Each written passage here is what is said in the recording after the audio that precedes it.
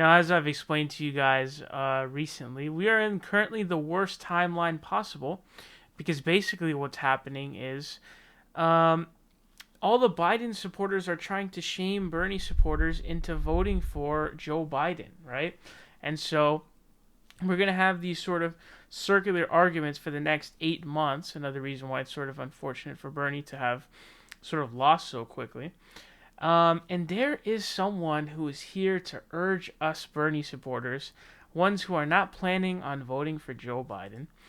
This guy is Pete Buttigieg. Now, as you can see, it says Pete Buttigieg urges Bernie Sanders supporters to back Joe Biden. So he's not only urging people like me and you to back Joe Biden, he also wants Bernie Sanders to back Joe Biden. Now, he went on The View. I'm going to read you some of his quotes. He says, "Nobody can deny what a force he and his supporters are and how much of a voice they have been. So much now depends on us coming together." Buttigieg said he called Sanders yesterday after it was announced the Vermont senator was suspending his campaign. Buttigieg said, quote, "I hope Sanders will take that step to endorse Biden." Buttigieg suspended his own presidential campaign on March 1st and endorsed Biden the next day. "I think we have to define real progressivism not by how negative you can be on Twitter or how angry you are, but by what it is we're actually for," he said of Sanders supporters reluctant to back Biden.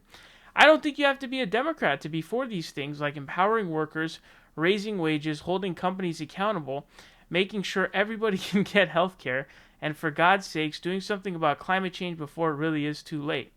So I think the fundamental question that supporters need to ask themselves is, what's really at stake here?" Buttigieg stressed he wasn't asking Sanders supporters to pretend we agree on everything, but to understand the urgency of the task at hand. It is literally life or death for so many Americans. Shame on us if we let 2016 repeat itself. A lot of people took their ball and went home not believing a Trump presidency could actually happen. Not only did it happen, it's worse than we thought, and we're seeing now in the midst of a national crisis just how costly that is.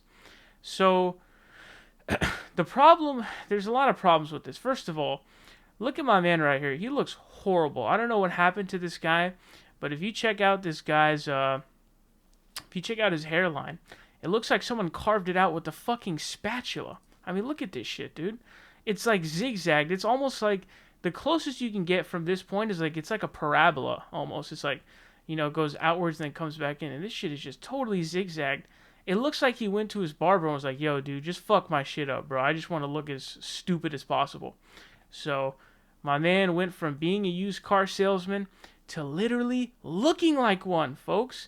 But Pete Buttigieg is the worst person to urge Bernie supporters to support him, to support Joe Biden, because he's the guy I hate the most. Because he represents everything I hate about politics, which is this fake platitudes doesn't actually mean anything. And case in point, the positions he's talking about, empowering workers, what does that mean? What is the specific policy that Joe Biden has that's going to, quote, empower workers?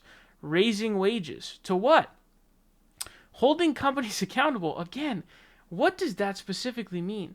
Making sure everybody can get healthcare. No, I'm not interested in making sure everyone can get healthcare.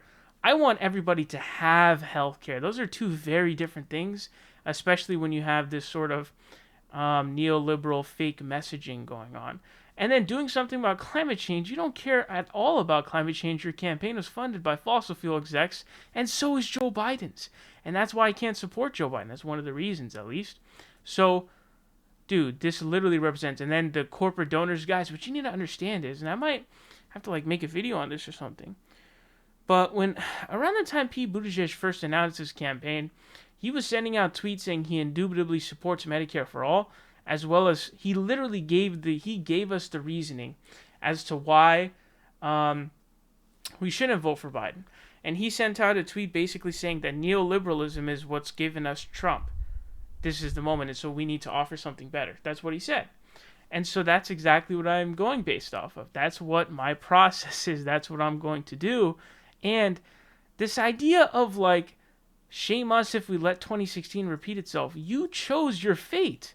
You made your bed. Now you're going to sleep in it. This guy who doesn't even look like a live person, he looks dead, is your nominee. So why would you put yourself in a position to repeat 2016? That's my question. You cared more about corporatism, democratic elitism, and your your donors than you did actual policies and progressivism and being able to win the race. So you'd rather go with the demented old guy who, represents the status quo and all of that stuff, instead of a progressive who can win. So you don't deserve my vote. I will not give you my vote because Joe Biden stands against literally everything that I care for, everything that my positions are. This is a guy who said he would veto Medicare for all if it went through Congress, the battleground that is Congress, and made it to his desk. And you think I'm going to vote for that guy? You better check yourself. I will never vote for that guy. How about that? I will never vote for that guy. All right? And guess what? Under Joe Biden, it's life and death as well, because there'll be a lot of deaths. He wants to keep the healthcare system that 60,000 Americans die without health insurance. He wants to do that. He represents the status quo. He voted for the Iraq War. 200K down, innocent civilians, minimum. That's life and death? That's your answer? I will never vote for a crony garbage can of a human that is Joe Biden, let alone the fact that he barely even looks alive. The guy literally looks like he's dead, and he can't even speak full fucking sentences. And you want me to vote for this guy? Yeah, go fuck yourself.